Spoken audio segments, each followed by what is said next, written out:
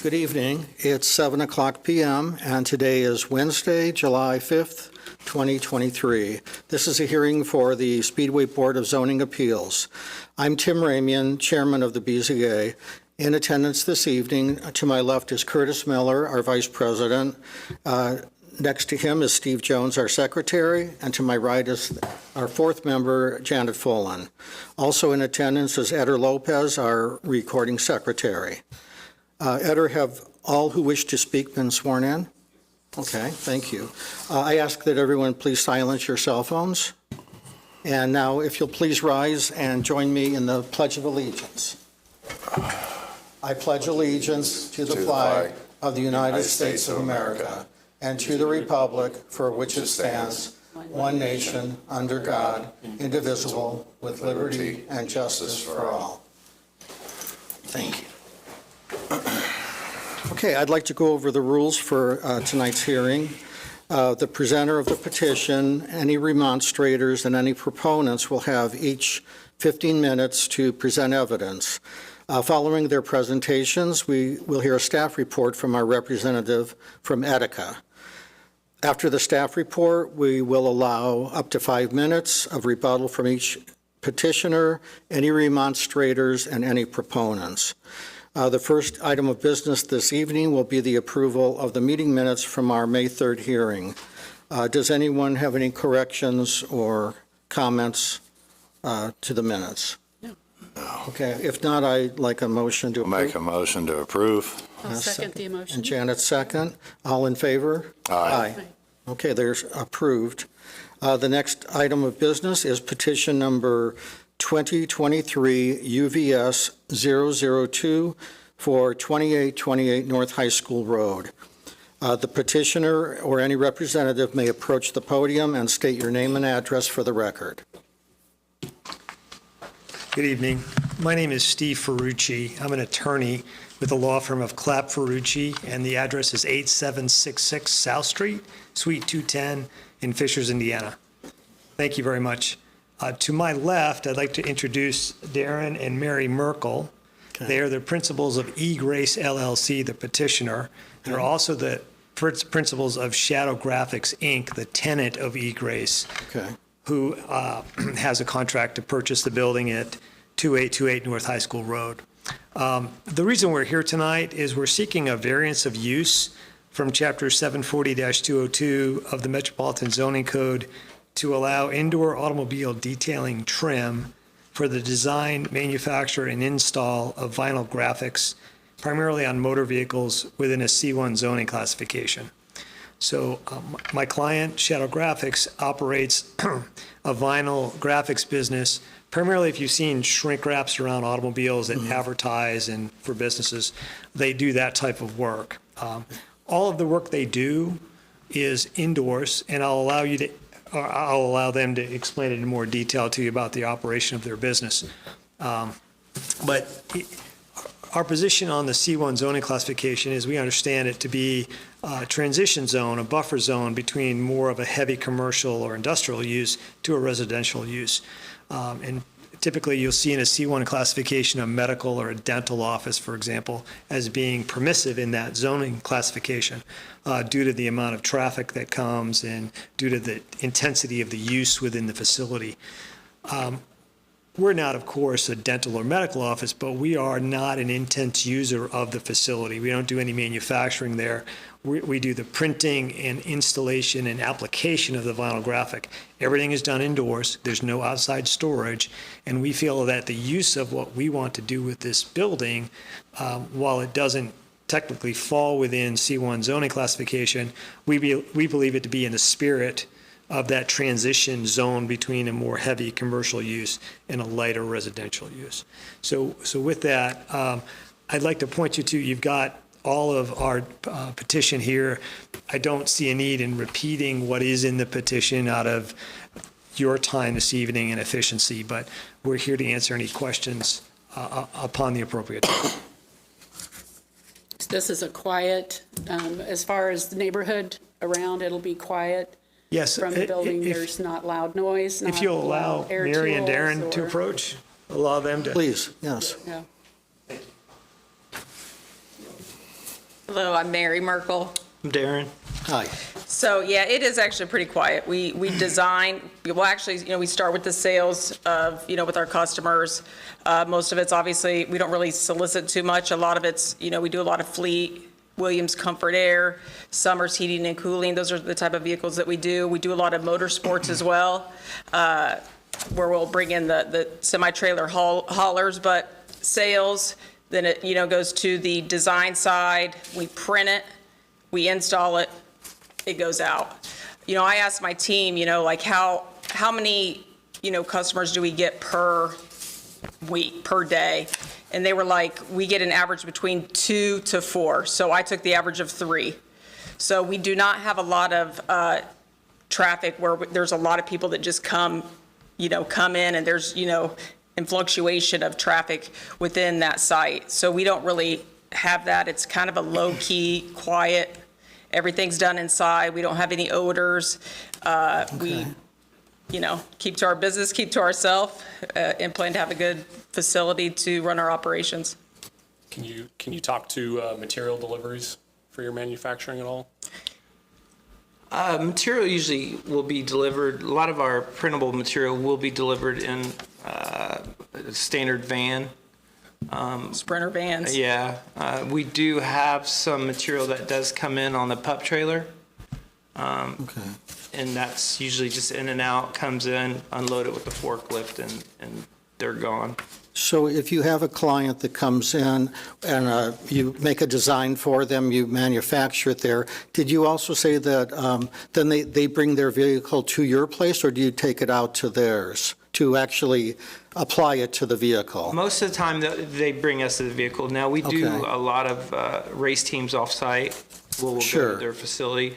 But most of the, like Williams Comfort Air, Mr. Quick, Bassett, heating and cooling, stuff like that. Sure. They always bring us the vehicles. Okay.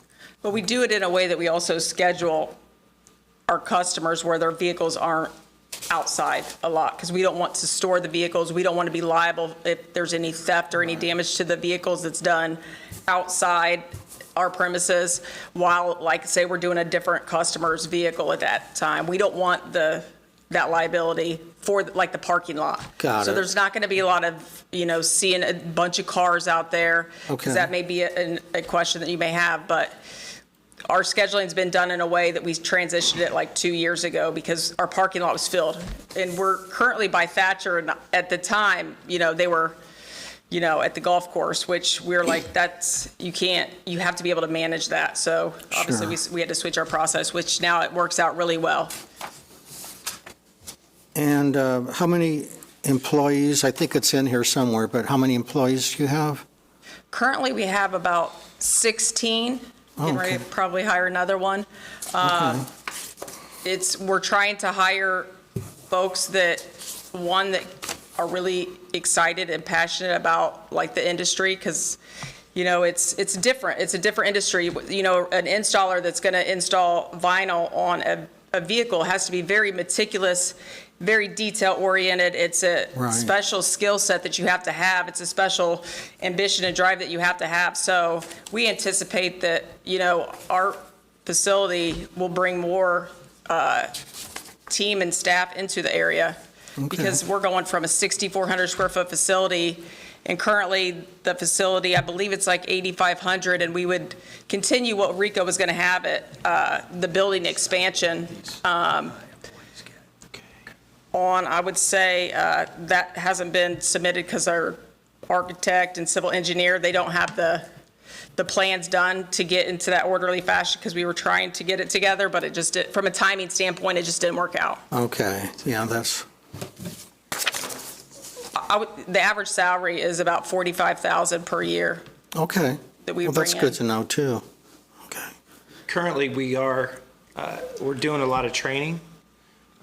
We've tried to hire in more experienced people in the past, and it hasn't worked. So I think what we're doing now is really working, where we're bringing in younger kids and training them, and spending 6 months training them in the art of vinyl wraps. And Right. that's really working for Well, us. getting employees anywhere right now is a challenge. So I thought COVID was hard. It's like, after COVID, it's a Right. different ballgame. Call them COVID kids. right. Steve, do you have any questions? Not yet. Not yet? Okay. Curtis? I actually have a question for council real quick. Mr. Wilson, so just so I'm clear on this, we are considering a variance to allow any any manual automobile, motorcycle, and light vehicle service or repair for this property going forward? Or are we just considering that in regards to this manufacture and install of vinyl graphics? Yeah, you're just considering their petition, so. Okay. Any decision that you make maybe could be pointed to by somebody else that seeks a similar variance, but it's not like binding, it doesn't create a binding precedent or anything like that. So you're just considering their petition. So in the future, they, if Shadow Graphics moves on to a, let's say, a bigger facility, they can't just turn it into a car repair shop? Correct. Without And coming back even if, through us. you know, the term that the engineers have categorized, that's general, it's not a specific legal binding term. So Okay. if something else comes in, they try to claim they're that, and we don't think they are, then you'll have the ability to deny that kind of variance Okay. request. Right. Thank you. We would be open to a commitment that the variance would run with the business. So as long as that business is operated at that location, the variance is in place. The business, for example, if Shadow Graphics moves to another location and the building is for sale and bought by someone else, then the variance would go away. So That's we're only correct. looking for the variance of use at that location for this business as long as Shadow Graphics operates at that business. Correct. Thank you. I mean, that's how it applied to Fatheads that was there before, because they had to seek a similar variance when they came in to Speedway, so, Yeah, Thank because I you think for they're light industrial as well. right. They were considered light industrial. And I think on the specific definition of what it said as far as like the automobile is, that's the closest classification that they could kind of, it was similar to what we do. So it's not really what we do, to be honest with you, but it's the closest classification that kind of fit it. Right. Yeah, when I saw that, I was thinking it's more like in the printing, in a way, it's like in the printing industry, but it's for a specific, Right. it's for vehicles. So it's a little, yeah, they probably didn't even think about making something like that Right. when they wrote these. I think when you look at the printing side of it, as far as the zoning's concerned, it's more like printing books, binders, things like that, where it's more of like a factory. And that's usually where it's not considered, obviously, C1, and it's a lot more heavy industrial because of the machines that you have to do that type of procedure and process. Right. Okay. We have submitted with you some plans for expansion. Mr. Elmore has submitted an ILP to the city. The city approved the ILP. Our expansion plans are extremely similar to those. We expect our ILP at the time to be approved. As Mary mentioned, we don't have our drawings done yet. Right. So we do intend, we've given you a rendering and kind of a layout of what we anticipate when the expansion is approved, what the building will eventually be. Okay. Okay. Very good. Any other questions for the petitioner? Okay. No, not at all. Okay, Okay. okay, thank you Thank very you. much. And it doesn't look like we have any remonstrators or proponents. Could we have the staff report, please?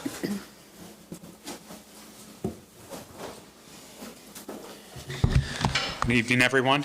My name is Mitch Rector. I'm from Etica Group. We are at 8720 Castle Creek Parkway, Suite 400 up in Castleton.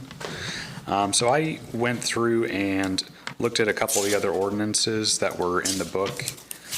Most of this has already been touched on by eGrace.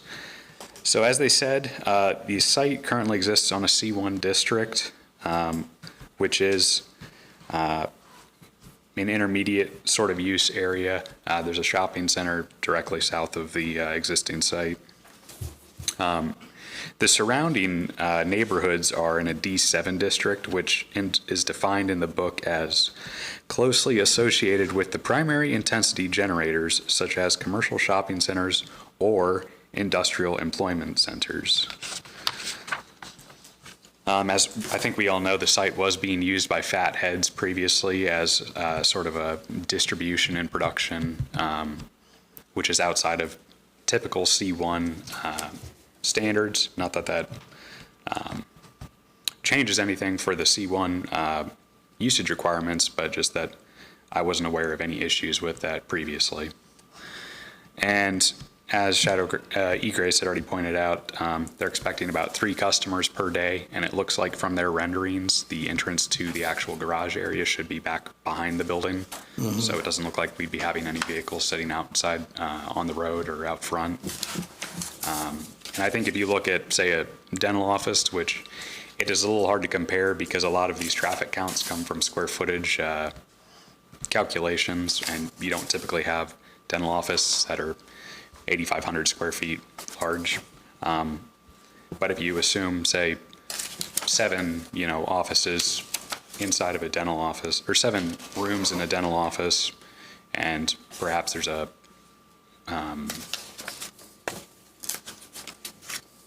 dental cleaning or so, once every 2 hours, you'd be looking at, say, somewhere between 28 and 36 sort of turnaround, not including staff, over the course of a day, and this is obviously less than that. So ultimately, we don't think it's going to cause too much of an impact on the spirit of a C1 zoning, and it's our recommendation to approve this variance. Thank you. Okay. Do we have any questions for Mitch? No. So you agree with their findings of fact? Yes. Okay. Thank you. Okay, thank you. Okay. Is there anything else you wish to share, or? No, thank you. Thank you for your consideration this evening. We appreciate your Okay. attention. Let me ask you one question. Sure. You guys are purchasing the building now? Yeah, we have Already a have. contract in place. It's been signed. We've got contingencies within the contract. One of those contingencies is a variance of use. So we've got to go through this process. We've got consent forms in your file for Mr. Elmore, who currently owns the building. Okay. Okay. Okay, thank you. Thank you. I do have one question.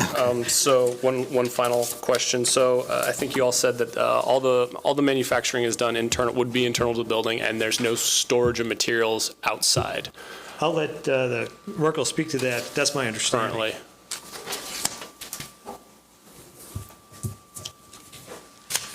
No, I mean, we have a dumpster outside, but, I mean, for the most part, when we get material delivered, we also do printing for Aero Industries, which is about their 120-inch rolls, 260 pounds. Those get delivered right inside our shop, obviously, because it's a banner material. When we get done printing them, they get loaded up and they get delivered to Aero. We don't store any of that material outside. We store everything internally inside. So, and take a moment to talk to your attorney if you want, but would you be willing to make a commitment to continuing that practice of not storing materials outside of the building and keeping, because you guys are doing expansion, would you be willing to commit to keeping the material stored in your building as well as Are you talking like our what type of material, like raw currently? materials that you're bringing in for your production? Yeah, There's no way we it can keep it couldn't stay outside. outside. Yeah, there's no way we could keep it outside. It would- It's just not sustainable. Okay. Like we print it, so when it goes off the printer on some of the, like the car wraps, it goes through a printer, then it has to be an extremely clean environment. If there's any dust or debris that gets in there, it gets wiped down before it goes into a laminator, then it could go into a tape machine depending on what the job is. There's no way it could be outside. Yeah, no Okay. humidity. There's And a lot. ultimately, currently, we've got a storage trailer outside of our current facility. We would not even keep it in a storage facility that's outside with a cold temperature. I mean, and we're cramped for space, but that's something that we wouldn't do it now. Okay. And we're out of space. So that sounds like you guys would Right. agree to that commitment? Yeah. Okay, perfect. From a business perspective, we can't do it, Yeah. right? Right. I mean, that's a big investment to buy those big rolls. You can't just treat it like Right. you know, something you'd leave outside. $1,000 a roll. And honestly, Right. we only buy the rolls when we know exactly, like, the color for arrow that we're getting in. Maybe that customer wants a black trailer, right? And we're going to print the graphics on the trailer, the roll. It gets wound up on the roll. It sets, it's a 5-day ink cure time. We load it up, we take it to Arrow, they got their packing slip, they, create the trailer, and it's done, but we don't, it's not getting stored That's a outside. good question. Okay. Perfect. All right. Anything else? No. Okay. All right. So then I'd like to have a motion to vote on this. Yes. So I will make a motion that we, 2023 UVS 002. with the commitment that they will not store production materials outside of the building. Outside the building, okay. And who, are you seconding it, or? Okay, we have a motion and a second. So, Mr. Secretary, do we have ballots to? Right here. Steve's Oh, got 'em. okay. That, Mr. Secretary. Okay. Thank you.